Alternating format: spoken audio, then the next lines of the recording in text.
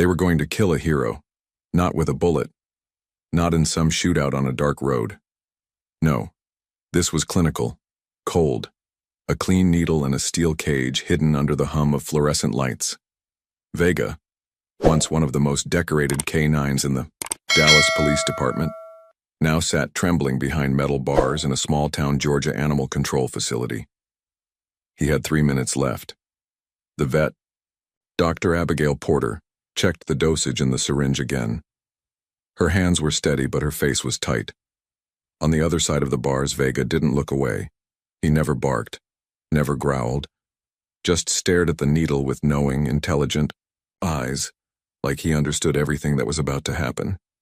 "Abigail," said Sheriff Tom Bennett, his voice weighed down by regret. "This is protocol. He was found with an injured child. Blood on his muzzle, no microchip, no tags." "He doesn't look like some stray," the vet said quietly. Frank Mitchell stood near the door, leaning on a hickory cane. 64 years. Old retired Marine, former K-9 handler. His jaw clenched. "You're making a mistake," he said. "That dog didn't attack her. He was trying to help." Margaret Winters, arms folded across her chest, scoffed. "I saw what I saw. That beast was standing over that poor Anderson girl, her head bleeding. It was growling." Frank shot her a look. Dogs don't growl after a rescue. He was protecting her, not threatening her. But the silence inside the room kept tightening. Outside, the wall clock ticked. Minutes. 30 seconds. Inside the cage, Vega whimpered. Not like a frightened mutt. No, this was deeper. He remembered. He remembered the cold water rising, the tiny hand gripping his fur, the girl's voice whispering, "Please don't leave me." Oak Ridge, Georgia wasn't the kind of town that made national news. Nestled in the foothills, population 4,812, it was the kind of place where the mayor knew your dog's name and the best biscuits came from the gas station. The only thing Oak Ridge was known for was the abandoned quarry and the old drainage system, a relic of the 1950s flood control initiative. Folks still told stories about the tunnels under town, but no one really thought about them, until now. 3 months before the cage, Vega wasn't Vega. He was K-9 Officer Vega, badge number K97, Dallas PD. Partnered with Captain Richard Harris, Vega had tracked down drug lords, sniffed out explosives in schools, and even pulled a missing boy out of a wildfire zone. His service record was impeccable. Her drug busts missing persons found a live silver star for K-9 valor. The photos in the Dallas precinct showed a proud German shepherd standing tall beside his handler, tongue out, ears up, confidence radiating from both. Then came the warehouse collapse. They were clearing a suspected drug den when Vega began barking wildly, circling the main support column. Harris hesitated, unsure. Vega didn't. He lunged, forcing his handler backward just seconds before the roof came down. Vega saved his partner's life, but he didn't escape untouched. A slab of concrete crushed his right hind leg. He survived, but the nerve damage was permanent. Not enough to stop him from walking. Just enough to fail the K-9 recertification exam. 2 months later, he was out. He wasn't retired with honor. No ceremony, no parade, no family. His handler, restricted by apartment policies, couldn't keep him. So Vega was reassigned to a non-profit shelter transport unit, except he never made it. In Oak Ridge, Frank Mitchell lived a quiet life. Morning coffee, a slow walk through Mapleton Park. His injured leg still ached when it rained, but the rhythm of the small town suited him fine. That's where he first saw the dog, sleeping under the old park gazebo. Dirty, thin, but alert. There was no mistaking it. That posture, those eyes, that was a trained K-9, no matter what the townsfolk thought. "Morning, soldier," Frank said, tipping his cap. The dog didn't come close, just watched him, evaluating, respecting distance. Across town, 7-year-old Lily Anderson had become obsessed with the storm drains. Her mom, Rebecca, worked double shifts at the local hospital, so Lily stayed with Mrs. Peterson, a sweet woman in her 70s who napped through most afternoons. Lily didn't mind. She had her pink backpack, her leaf boats, and a whole network of concrete channels to sail them in. The summer rains had turned the dry gullies into rivers, and Lily had claimed them all. She didn't know she was being watched. From a safe distance, Vega observed. Every movement, every danger. He didn't trust people anymore, but this child, she reminded him of something buried. She wasn't loud or reckless. She left him bits of her lunch and always looked back before walking away. "Are you a police dog?" she asked once, dropping a half sandwich on a flat rock. "You eat like you used to be important." Vega didn't move, just sniffed the sandwich carefully, checking, assessing, remembering training protocols, and then finally he ate. Hey, before we continue this incredible story, don't forget to subscribe to Heroes for Animals. If stories about brave, loyal animals like Vega touch your heart, stick around. We've got so much more to tell you. On the day the sky broke open, Oak Ridge barely had time to prepare. By early afternoon, the streets were rivers. Gutters overflowed, sirens blared. Vega, hiding under the hardware store awning, heard the first crackle of the police speaker. "Attention. Flash flood warning. Stay away from all drainage areas." He froze. The air pressure dropped. His ears twitched. Something was wrong. Then came the voice. "Lily! Lily Anderson!" The shout carried across the neighborhood. Vega recognized it instantly. Panic, distress, human emergency. He bolted, his hind leg dragged slightly, but his pace was steady, focused. At the edge of the canal, the fence had collapsed. Water raged below. And there, clinging to a rusted ladder, was Lily. One shoe missing, backpack gone, water surging just inches below. Her feet, "Help me," she cried. "Somebody, please." Vega assessed the situation like the soldier he was. Water speed, unsafe. Rescue path, unstable. Human condition, conscious hypothermic risk rising. He howled. 3 short howls, a pause. Then repeat. The official K9 distress signal. A call for human. Back up. No one came. Vega crept down the slippery incline, steadying himself with muscle memory and sheer will. He reached the ladder, pressing his body against hers. She whimpered but didn't pull away. She remembered him. "It's you," she whispered. He braced himself, using his weight to anchor her. For 20 full minutes they stayed like that, her fingers gripping his neck fur, his body shielding her from the cold torrent. When the water rose higher, he nudged her up the ladder, encouraging each trembling step. Finally, they reached the top. But the rain kept falling. The roads were empty. The flood wasn't done yet. So Vega led her into the tunnel. Now, back in the kennel, Vega closed his eyes. Not because he was scared, because he was tired. Tired of fighting for people who had already decided he was guilty. 30 seconds. Dr. Porter unlocked the gate. Frank stepped forward. "Abigail, wait, please." She froze. "I know that look," Frank said, pointing to Vega's eyes. "That's not a killer. That's a soldier waiting for orders." And deep inside his chest, Vega waited too. For someone, anyone, to remember who he used to be. Frank Mitchell hadn't meant to slam the door to the sheriff's office, but at his age, subtlety had stopped being a priority. Sheriff Tom Bennett looked up from his desk, eyebrows raised. "I need you to call off that euthanasia order," Frank said. His voice was calm, but his cane hit the floor like a gavel. "Frank," Bennett sighed. "You know I can't do that. The report says the child was injured. The dog was untagged, covered in blood. Her name is Lily Anderson." Frank interrupted.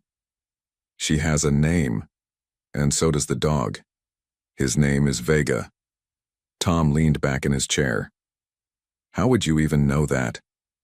Frank reached into his coat pocket and pulled out a folded page. It was a printed report already damp from being read and reread. Dallas PD, badge number K97, registered as Vega, retired 4 months ago, injured in the line of duty, assigned to a transport company headed for a canine sanctuary in Tennessee. Tom frowned. "So how'd he end up here?" That, Frank said, is what I'm trying to figure out. It was still raining the day after the rescue, though the worst had passed. The town of Oak Ridge had started to wake up again. Porch sweepers, pickup trucks crawling through muddy intersections, neighbors waving with coffee cups in hand. Everything about it screamed America's heartland, tight-knit, old-fashioned, slow-moving. But inside Oak Ridge Memorial Hospital, the mood was anything but peaceful. Rebecca Anderson sat beside her daughter's bed. Lily was asleep, a bandage wrapped around her forehead, IV hooked into her arm. Machines beeped steadily, reminding Rebecca with each pulse that her daughter was alive, and that it had taken a miracle to make that true. A miracle in the shape of a four-legged stranger. Rebecca still didn't fully understand what had happened. Her shift at the ER had just ended when the call came in. A child pulled from the drainage system, unresponsive, covered in mud. When she heard the name, Lily, her legs went out from under her. She barely remembered running through the hallways, in wet sneakers, heart hammering louder than any storm outside. Now she stared at the sleeping figure of her daughter. A police officer sat quietly at the door, standard procedure when an animal was involved in a child's injury. Not a word from the city, not a lawyer, not a sorry, just policy. Across town, in the back of the Oak Ridge Veterinary Clinic, Vega lay curled on a clean blanket. He'd been washed, his minor cuts treated, and his vital signs were being monitored hourly. But his eyes were still alert, scanning each face, reading every move. Dr. Abigail Porter leaned on the doorway with her clipboard. Frank stood beside her, arms folded.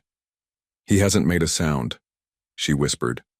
"He's waiting," Frank said. "For what?" "For someone to tell him what to do next." Abigail exhaled.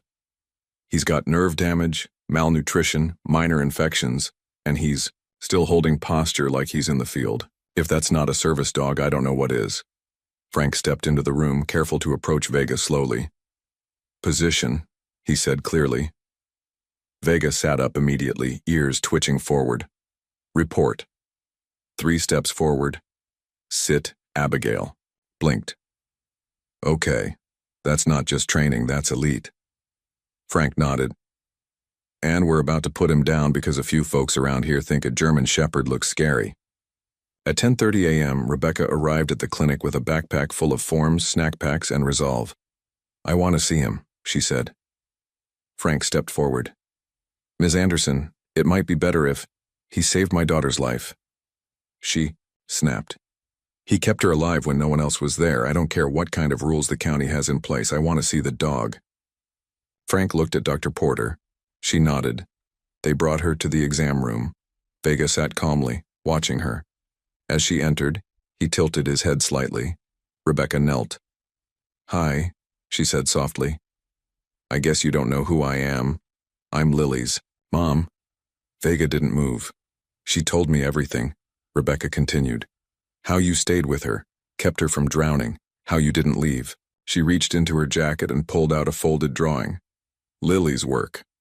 It showed a big German Shepherd with a red cape, standing in floodwaters. Above his head, Hero Vega. Vega stared at the picture, then slowly, deliberately, lowered his head onto her knee. Dr. Porter's hand flew to her mouth. Rebecca blinked back tears. "You don't belong in a cage." By noon, Frank had made a dozen calls, to Dallas, to old buddies in the Marine Corps, to every contact he still had in the K-9 world. One by one, the pieces came together. Vega had been declared non-deployable due to injury. His handler, Captain Richard Harris, had tried to adopt him but was blocked by apartment rules. The dog was supposed to go to a private K-9 retirement shelter in Tennessee, but the third-party transport company claimed delivery and had no follow-up records. Translation: Vega was dumped, left at some rural exit in the middle of Georgia, with nothing but his training to keep him alive. Frank was furious, but he wasn't surprised. "I've seen this happen before," he told Abigail. "These dogs give everything, and when they're not useful anymore, they get tossed like broken gear." "But this one didn't just survive," Abigail said. "He saved a child." At the sheriff's office, Tom Bennett was already feeling the heat. Margaret Winters had been at City Hall all morning, rallying her usual crew, concerned retirees, one loud church elder, and a couple of folks who didn't trust big dogs, period. A petition was circulating, 22 signatures by lunchtime. Tom looked out the window and rubbed his temples. This town's gonna eat itself alive over this dog. Just then, the front door creaked open. Frank Mitchell walked in with Rebecca Anderson beside him. "You're gonna want to hear what we've learned," Frank said. They laid it all out. Vega's identity, his injury, the botched transfer, the microchip match with Dallas PD, and the first-hand statement from Lily. Tom sat back, stunned. "And Lily told you he never growled? Never bit? Never even barked aggressively?" Rebecca nodded. "She said he was the only thing keeping her safe, called him her superhero."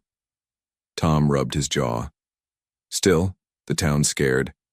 Margaret's saying the dog lured Lily into the canal. Frank barked a laugh. "She's blaming a K-9 officer for a flood rescue? What's next? Charging firefighters with arson?" Tom didn't smile. Rebecca's voice dropped. "If this town votes to euthanize him, after everything he's done, I'm going to the press." Tom sighed. "I can delay the order. That's all I can promise for now. But it's going to public hearing tomorrow." That night, Frank sat beside Vega's kennel with a thermos of coffee and a stack of old training photos. He slid one under the kennel door. It was a black and white shot. Frank in uniform, crouching beside a younger dog named Max, both of them soaked in rain and covered in mud. "You remind me of him," Frank said. Vega didn't move, but his ears tilted toward the photo. "You gave everything, and they still turned their backs on you." Outside, thunder rumbled in the distance. Frank sipped his coffee. "Tomorrow we speak for you." Back at the hospital, Lily stirred in her bed. Rebecca leaned forward. "Honey, you awake?" Lily blinked slowly. "Is he okay?" Rebecca smiled gently. "He's safe, for now." Lily's small hand clutched her mom's sleeve. "Don't let them hurt him." "I won't, baby." At dawn, Frank stood on the front porch of the clinic as the rain began to slow. Vega sat beside him, tail resting in the dirt, body tense, but calm. "You ready, soldier?" Frank asked. Vega looked up, ears high. Time to remind this town what real courage looks like. It was standing room only in the Oak Ridge Town Hall. The building, built in 1892, complete with creaky benches and a portrait of President Eisenhower in the hallway, hadn't seen this many people since the 4th of July pancake breakfast. But today wasn't about fireworks or sausage links. Today, it was about Vega, the dog that half the town was calling a hero, and the other half was calling a threat. Frank Mitchell stood at the front of the room, hand resting on his cane. Vega, calmly sitting at his side in a perfect heel position. The German Shepherd was clean now, his coat brushed, bandages covering the worst of the cuts from the flood. His posture was military precise. His eyes scanned the room, not with fear, but with the same watchfulness Frank had seen in 100 combat zones. And across the aisle, Margaret Winters narrowed her eyes like she was looking at a loaded gun. "Doesn't belong here," she whispered to someone behind her. "Shouldn't even be in the building." Sheriff Tom Bennett stood near the council dais, arms crossed, saying nothing. Mayor Wilson cleared his throat, shuffling papers in front of the microphone. "This special session of the Oak Ridge Town Council is now in order," he began, his tone tight with discomfort. "The matter on the table concerns a canine found during last week's flash flood. Allegations have been made regarding the dog's behavior and potential danger to public safety. Today, we will hear statements from both sides." Frank felt Vega shift his weight slightly and gave him a subtle scratch behind the ear. The dog didn't break posture. "You okay, soldier?" Frank murmured. Vega didn't move, just waited. Rebecca Anderson sat with Lily on her lap, the girl too nervous to stay in her wheelchair. Her small hands gripped a folded drawing. Vega in a red cape, the words "My hero" scribbled in purple crayon across the bottom. "She's been practicing what she wants to say all morning," Rebecca told Frank earlier. "But I told her she doesn't have to if she's too scared." She won't be scared, Frank had replied. She knows the truth, that's all she needs. Mayor Wilson nodded toward Margaret Winters. Mrs. Winters, you may begin. Margaret stood like a prosecutor at a murder trial, every hair in place, every note tabbed with color-coded stickies. Ladies and gentlemen, she began, I come to you not with hate but with concern. For weeks this dog has wandered our neighborhoods. Children have been frightened, trash strewn, growling reported behind businesses. She held up a printed photo of Vega, taken on a grainy cell phone camera, mid-stride in the rain. This was the animal seen near the drainage canal when little Lily Anderson went missing. When she was found, unconscious, he had blood on his mouth, gasps and murmurs. Rebecca flinched. Margaret pressed on. This is not an ordinary pet. It is a large trained animal that has been roaming without a leash or supervision. And now some people want to release it back into our community, based on the word of a child who nearly drowned? Frank clenched his jaw. It is with a heavy heart that I urge the council to designate this animal as dangerous and have it removed from our town limits immediately. She stepped down to light applause from her section of the room. Frank shook his head.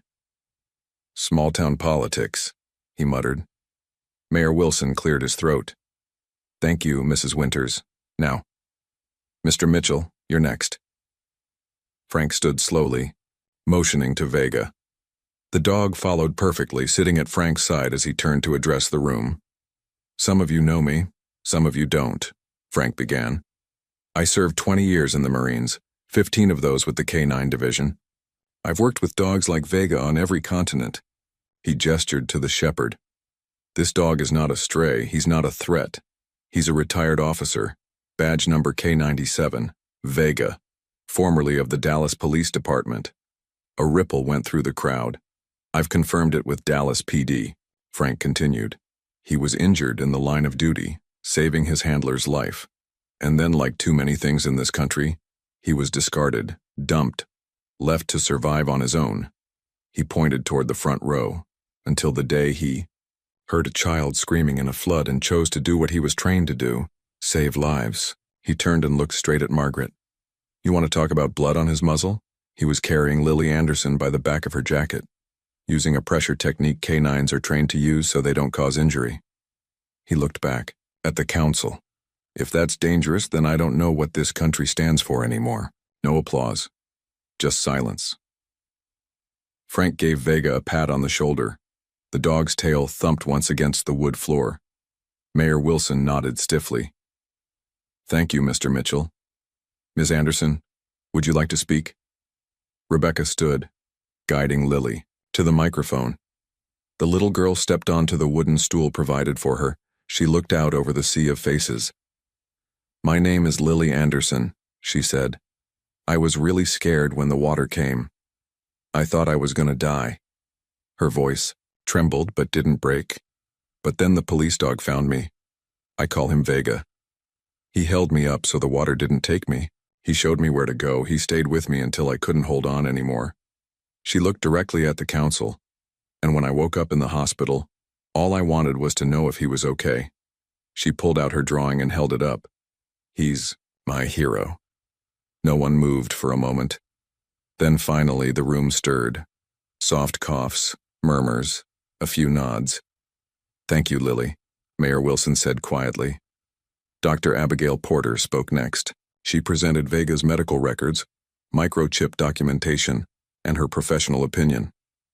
In over 20 years of veterinary practice, she concluded, I've never seen a dog with clearer service training or more control under stress. He shows zero signs of aggression. In my opinion, euthanizing this animal would not only be cruel, it would be morally wrong. Sheriff Bennett confirmed the official call logs and body cam footage from the night Vega pulled Lily from the tunnel. Then came Officer Collins, the young deputy who had worked alongside Frank to track down Vega. His testimony was brief but powerful. I've seen trained canines in action. This dog did everything by the book, even with an injured leg and no handler. He executed a textbook water rescue with no support. That's not instinct. That's service. Mayor Wilson leaned into the mic. Thank you. At this time, the council will deliberate in private. They stepped out through the back door. The room erupted. Margaret's side pressed forward with complaints and warnings. Frank stood like a statue beside Vega, who stayed calmly at heel, eyes forward, ears alert. Rebecca held Lily in her arms, whispering soothing words. 10 minutes passed. 15. Then the door opened again. Mayor Wilson returned with the other council members, each looking graver than the last. "We've heard passionate testimony on both sides," he said, "and we've reviewed the evidence provided." He looked at the sheriff. "Sheriff Bennett, has Dallas PD confirmed ownership of the dog?" "They have," Bennett said. "He's listed as retired. Legal status is complicated. They have no objection to placement with a qualified guardian." Mayor Wilson nodded. "The vote has been cast." A pause. By a margin of 3-2, the council finds that Vega does not pose a danger to public safety and will not be euthanized. Gasps. Relief. A few cheers. Rebecca let out a sob of joy. Lily grinned so wide it looked like her face might split in half. Frank turned to Vega. "You did it, soldier." Vega looked up at him, and for the first time in front of everyone wagged his tail twice. As the crowd filtered out, Margaret Winters passed Frank in the aisle. "You think this is over?" she muttered. "I think you lost," Frank replied, and so did fear. Outside the courthouse, the clouds finally broke. Sunlight streamed down on Oak Ridge, drying the sidewalks, making the grass sparkle.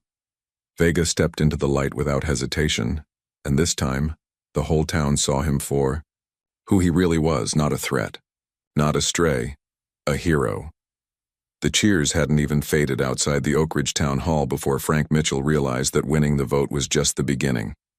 Legal battles? Maybe. Paperwork? Absolutely. Small-town grudges? Definitely. But none of that mattered right now.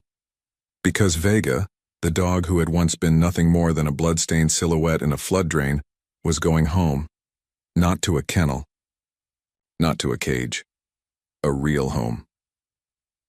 Rebecca Anderson signed the final temporary custody papers inside the sheriff's office, while Lily clung tightly to Vega's neck, her face buried in his thick fur. "You're coming home with us?" Lily whispered. "Forever." Vega stood still, patient as ever. But his tail swayed gently, betraying the emotion he'd kept locked behind trained posture for too long. Sheriff Bennett placed the manila file on his desk. "Dallas PD isn't contesting placement," he said. "They confirmed the dog was removed from duty months ago. Once the internal investigation is done, full ownership will probably be transferred to you, Ms. Anderson." "Not probably," Rebecca said firmly. "It will." She glanced down at Vega, who had now shifted his weight and leaned slightly into Lily's embrace. Bennett smiled softly. Well, he certainly picked his new partner. By the next afternoon, Vega was settling into his new life. Rebecca had picked up a new orthopedic dog bed, a high-protein diet recommended by Dr. Porter, and a set of chew toys that Lily insisted were superhero training tools. Their modest ranch-style house on the edge of town suddenly felt warmer, livelier, safer. Vega took to the place as if he'd always been there. He had already learned the back door, the safe zones on the porch, and which step in the hallway creaked, without being shown. Rebecca watched him from the kitchen as she stirred a pot of mac and cheese. Her daughter sat cross-legged in the living room, feeding Vega tiny bites of chicken under the table. "You know," Rebecca said aloud, "you're not supposed to beg." Vega didn't look at her, but he did nudge Lily's hand toward her plate. "Mom," Lily said, completely deadpan. "He's a police officer. He doesn't beg. He's investigating the chicken." Rebecca burst out laughing. The sound surprised even her. It had been a long time since she'd laughed like that. Over the next week, Oak Ridge transformed. The rain stopped, the days warmed, and the town's narrative began to shift. No longer was Vega the dangerous stray. Now he was the hero dog from Dallas. At the grocery store, Frank overheard two older gentlemen discussing Vega's microchip record and his record of service like sports stats. At the diner, someone posted a printout of the town council ruling under the heading, "The Day Oak Ridge Did the Right Thing." And at the park, Vega became a quiet celebrity. Kids waved from a distance.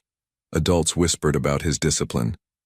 But Vega didn't bask in the attention. He stayed close to Lily, always watching, always alert. Old habits died hard. Frank visited often, sometimes just to sit on the porch and drink coffee with Vega at his feet. Other times to help Rebecca understand the commands Vega had once lived by. He knows over 60 vocal cues, Frank explained one morning. But it's not about the words. It's about tone, intention, eye contact. Rebecca listened carefully. She wasn't a dog trainer, but she was an ER nurse, good under pressure, quick on her feet, and intuitive. "You two are going to be fine," Frank said. "He already trusts you." She hesitated. "I worry I won't do enough for him." Frank looked down at Vega, lying beside Lily in the grass, tail brushing back and forth gently. "You already have." But not everyone had moved on. Margaret Winters, ever persistent, began circulating a second petition, this time calling for a new town ordinance to ban retired law enforcement animals from being kept in residential homes. "She's trying to write a law against one dog," Frank said, shaking his head. Bennett wasn't surprised. "Some people can't admit when they're wrong, Frank. They double down. Doesn't matter if they're up against common sense or a little girl's testimony." "But I'll tell you one thing," the sheriff added. "You put that dog on a leash with a vest that says Retired Police K9, folks will leave you alone." So they did. Rebecca ordered one online.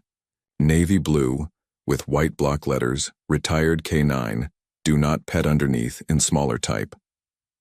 Service to community never expires. Lily added a red cape for good measure. 3 weeks after the hearing, Frank invited Rebecca and Lily to his house for dinner. He grilled burgers in the backyard, flipping them with the same care he once used to handle classified maps in Iraq. Vega lay beneath the picnic table, calm but watchful. "I've been thinking," Frank said over a mouthful of potato salad, "about giving Vega something permanent." Rebecca raised an eyebrow. "He already has a home?" "No, I mean something official, public." He handed her a flyer. Oak Ridge Community Day. Honoring local heroes, featuring recognition of Officer K9 Vega. "You got him cleared," Rebecca said. "You got him safe. You really think the town's ready to call him a hero out loud?" Frank nodded. "They saw him carry that girl out of a storm drain. That wasn't just a rescue. It was redemption for him in this town." Lily was already halfway through drawing a new sign. Vega, real hero, real good boy. The day of the event arrived with blue skies and perfect weather. Main Street was blocked off. Kids ran around with balloons. The high school band played classic rock covers slightly off key, and a hot dog stand did steady business. But at noon, the music stopped. Mayor Wilson stepped up to the microphone, clearing his throat. "We gather here today to honor a life saved and the hero who made it possible." Vega sat on stage next to Frank, wearing his navy vest and red cape. Lily sat beside him in a folding chair, beaming. "The people of Oak Ridge hereby recognize Retired Officer K9 Vega for his bravery, discipline, and service," the mayor continued. "In saving Lily Anderson, Vega reminded us that heroes don't always wear badges. Sometimes they wear scars and carry burdens we can't see." He turned toward the dog. "Thank you, Vega." Frank leaned down and whispered, "Go ahead, soldier." Vega stepped forward and placed his front paws on a small podium. The crowd erupted in applause. Lily stood and held up her newest drawing. Vega wagged his tail. It was the most public he'd ever been, and the most loved. Later that evening, back on their porch, Rebecca watched Lily play fetch with Vega. The stick arced through the golden light, landing in the grass. Vega bounded forward, still favoring his right hind leg, but faster than he had moved in weeks. "You ever think," Rebecca said, "about how crazy this all was?" Frank nodded. A few months ago, he was a forgotten badge number. Now he's family. Rebecca stared out at the yard. "You think he remembers?" Frank looked at Vega, standing in the setting sun with the stick proudly in his jaws. "He remembers everything," Frank said. "The good the bad. But dogs don't live in the past. They live in loyalty. He finished his coffee. Vega didn't just save Lily. He gave this town a chance to be better than it was. Inside that house on that quiet street in Oak Ridge, Vega curled up beside Lily's bed that night. The red cape hung on the wall, the vest sat by the door, and the past, full of trauma, injury, and betrayal, finally rested. Because for the first time in months, Vega slept without one ear open. He was home. It started with a phone call at 6:13 in the morning.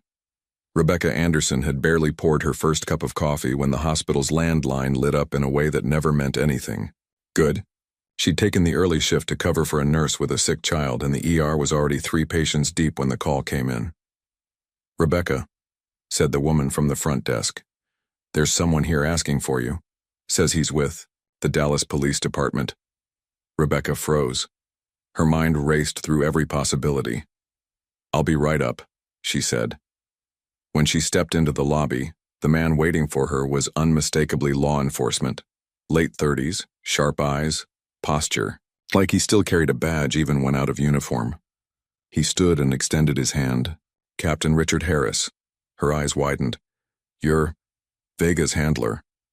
"I was," he said, "until I couldn't be."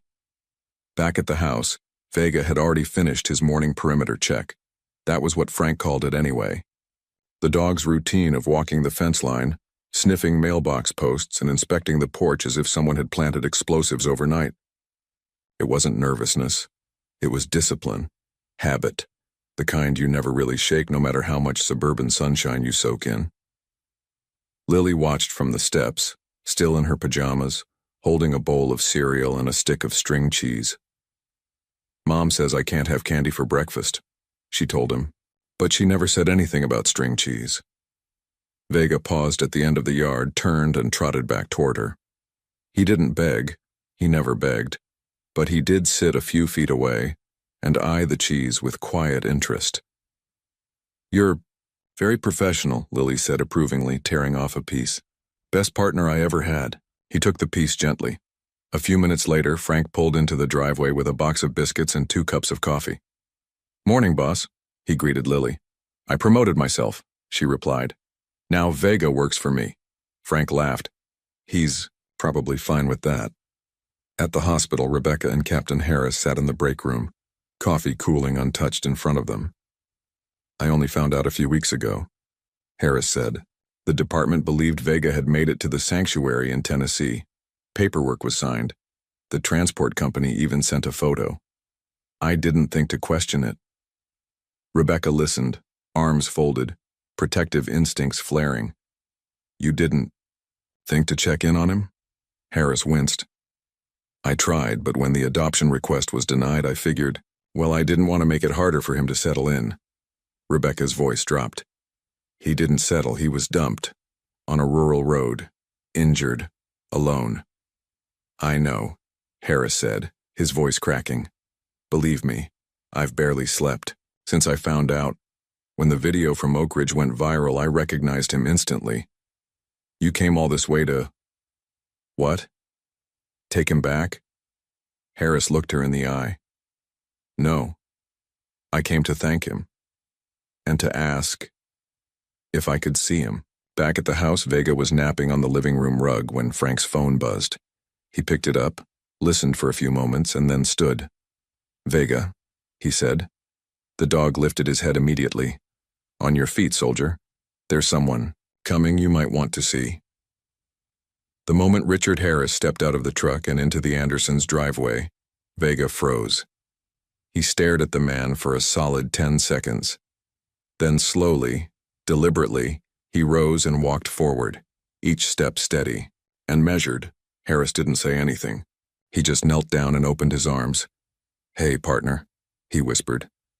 Vega stopped a foot away, eyes locked on the man's face. Then he stepped forward and rested his head on Harris's shoulder. Frank watched from the porch, his throat tightening. "I'll be damned," he muttered. He remembers. They all gathered in the backyard. Rebecca, Frank, Lily, Harris. Vega sat between them like a sentinel. "He used to wake me up before dawn," Harris said, scratching behind Vega's ear. If I hit snooze twice, he'd knock the phone off the nightstand. Lily giggled. He still does that, but with my stuffed animals. Looks like he's in good hands, Harris said, glancing at Rebecca. We think so, she replied. Listen, Harris continued. I didn't come to stir anything up. I don't want to take him away. I just needed to see that he was okay. Rebecca nodded slowly. He is. Better now than he's been in months. There was a long pause.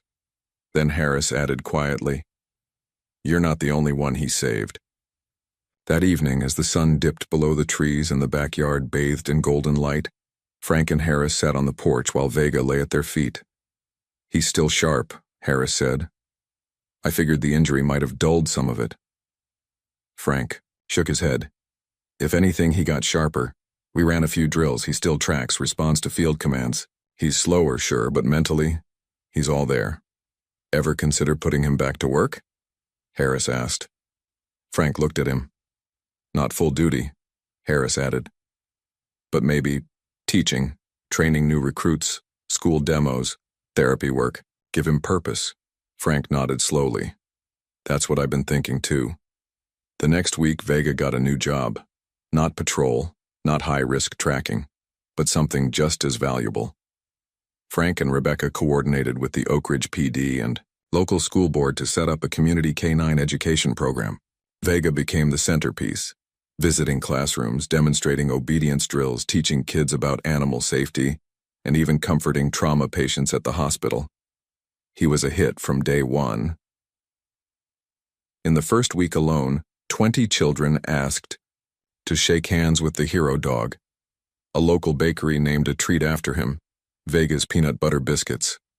But more than the press, more than the headlines, it was the quiet moments that mattered. The boy who wouldn't speak after a car crash until Vega curled beside his hospital bed.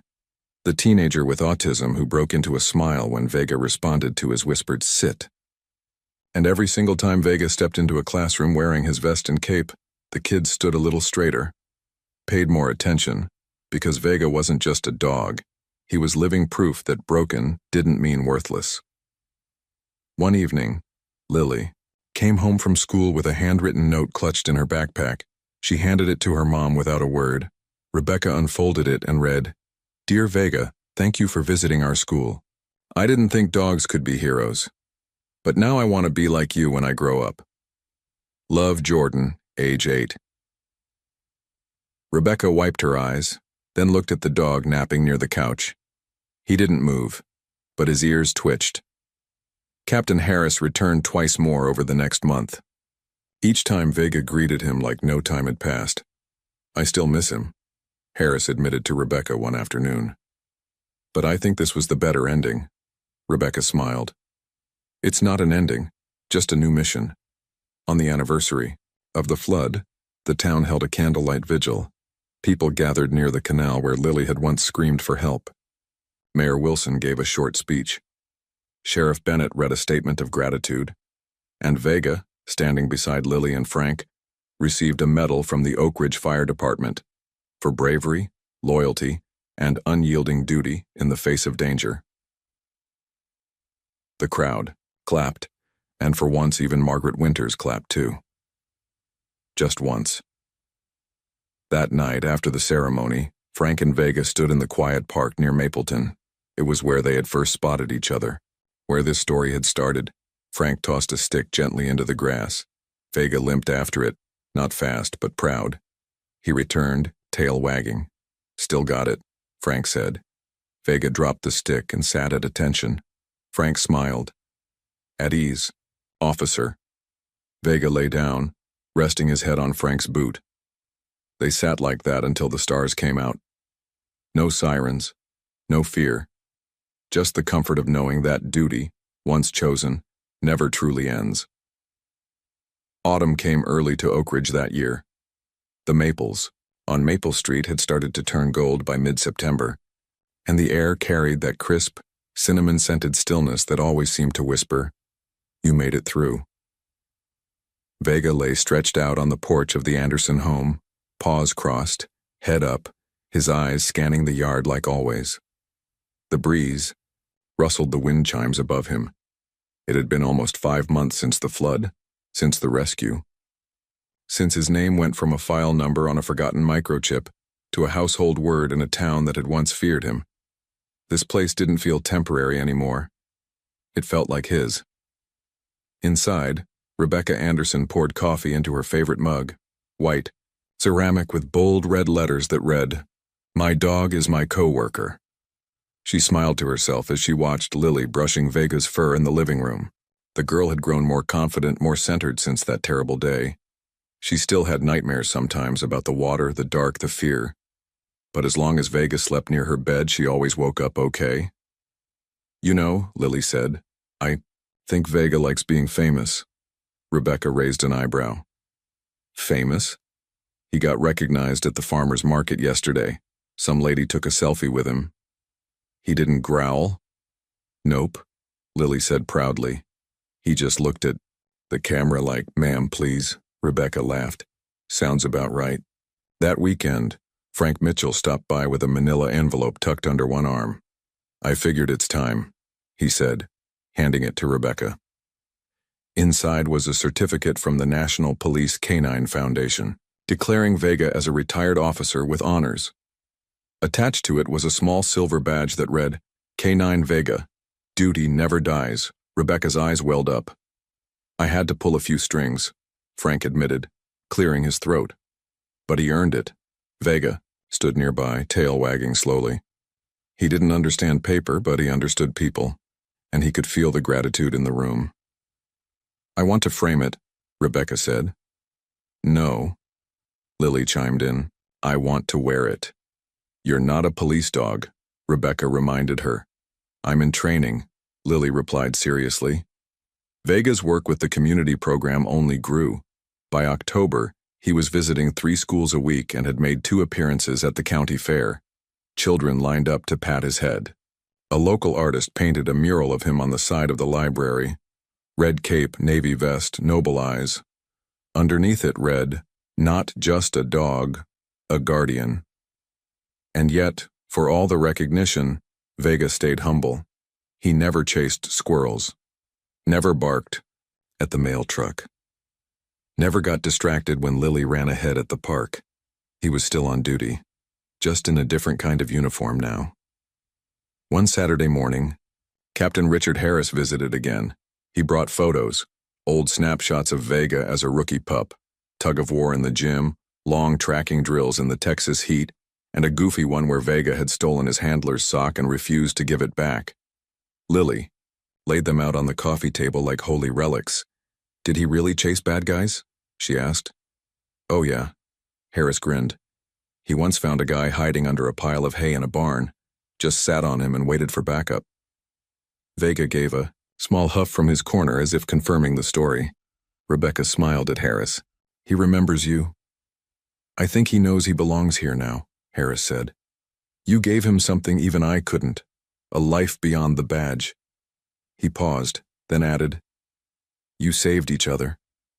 That fall, Vega's limp grew more pronounced. The cold made his old injury ache, and sometimes he hesitated before hopping into the car. Dr. Porter said it was expected. "He's getting older," she told Rebecca. "He'll need more rest, gentle walks, pain meds on cold days." Rebecca nodded. "We'll do whatever he needs." Lily made adjustments too. Shorter playtimes, more brushing, extra blankets at night. "I don't want him to hurt," she whispered to her mom. "He's okay, honey," Rebecca replied. "He's just telling us he's been working hard for a long time." In November, the Oak Ridge Town Council invited Vega to be Grand Marshal of the annual Harvest Parade. Frank made a custom float, wooden rails, autumn leaves, and a banner that read, "In honor of those who protect us, no matter what." Vega sat up front, next to Lily and Rebecca, wearing his vest and badge. The cape fluttered in the wind. People clapped as he passed. Veterans saluted. Children shouted his name. At one point, a man stepped out of the crowd with a cane and called, "I saw what you did that night. My grandkids live on that block. Thank you, Vega." The dog turned toward him. Ears perked, then gave a short, dignified bark. The crowd cheered louder. Thanksgiving came with turkey scraps and stories around the table. Frank told a group of wide-eyed kids about his time in Iraq and the dogs who served beside him. Rebecca made a toast to unexpected family, and Lily drew Vega a handmade card with a paw-print heart. The words inside said, "You're not just my hero. You're my home." Winter settled in. Slow, quiet, peaceful. Vega spent most afternoons sleeping by the fireplace, tail thumping lazily, when someone walked by. His red cape now hung permanently on the wall above his bed. One night Lily crawled down beside him on the rug. "Are you tired?" she whispered. "You can rest now, you know. I'm okay. I'm safe."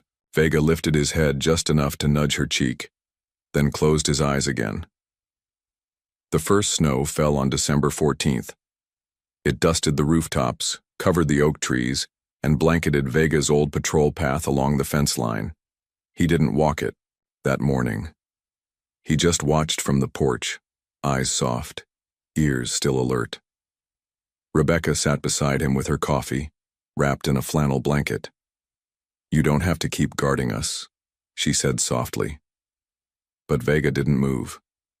Because he knew better. Love doesn't stop, and duty doesn't clock out. Not for dogs like him, not ever. On Christmas Eve, as lights twinkled across town and carolers made their rounds, Lily placed a stocking on the mantel that read, "Vega, officer, friend, family." He watched her do it from his bed by the fireplace, head resting on crossed paws. That night, he dreamed. Not of chases or sirens, but of tunnels filled with light, of warm hands, of a little girl's voice calling him. Back from the dark, Vega lived another year. A good year, full of love, porch naps, and the knowledge that he mattered.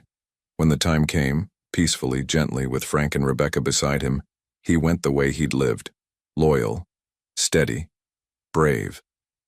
And when word spread, the town of Oak Ridge grieved like it had lost one of its own. Because it had. They buried him under the big tree at Mapleton Park, the place where Frank first found him. The marker was simple. VGAC 9 officer, hero, loved beyond measure. Because some dogs never stop serving. Each year now, on the anniversary of the flood, Lily leaves a sandwich on that spot, half peanut butter, half cheese. And every year the whole town remembers. Thank you for following Vega's story. It's a story about courage, redemption, and the kind of loyalty that doesn't fit on a badge, but lives in the quiet corners of everyday life. Now we'd love to hear from you. Do you believe animals like Vega remember the love they're shown? Have you ever had a dog or any animal that changed your life? Let us know in the comments. And if you haven't yet, please consider subscribing to Heroes for Animals to help us keep telling stories like Vega's. Because heroes come in all shapes and sizes, and some walk on 4 legs.